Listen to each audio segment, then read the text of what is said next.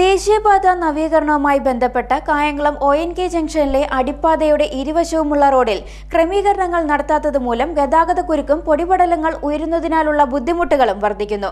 നിർമ്മാണ പ്രവൃത്തികൾ നടത്തുമ്പോൾ സമാന്തര സഞ്ചാരമാർഗങ്ങൾ ഉറപ്പുവരുത്തേണ്ട ഉത്തരവാദിത്വം കരാറുകാർക്കുണ്ടെന്നും എന്നാൽ ഇവിടെ അവർ ഉദാസീനത കാട്ടുകയാണെന്നും ആക്ഷേപമുയരുന്നു.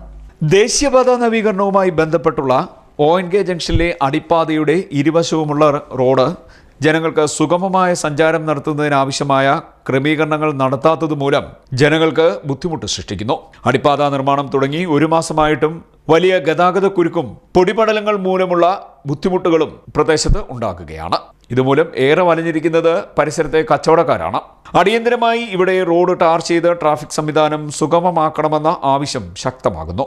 ദേശീയപാത അതോറിറ്റി ഓഫ് ഇന്ത്യ നിർദ്ദേശിക്കുന്ന രീതിയിലുള്ള നിർമ്മാണ പ്രവർത്തനങ്ങൾ നടക്കുമ്പോൾ ജനങ്ങൾക്ക് ബുദ്ധിമുട്ടില്ലാതെ സമാന്തര സഞ്ചാരം സുഗമമാക്കണമെന്ന് ഉറപ്പുവരുത്തേണ്ട ഉത്തരവാദിത്തമുള്ള കരാറുകാർ ഇക്കാര്യത്തിൽ ഉദാസീനത കാട്ടുകയാണെന്ന ആക്ഷേപവും ഉയരുന്നുണ്ട്.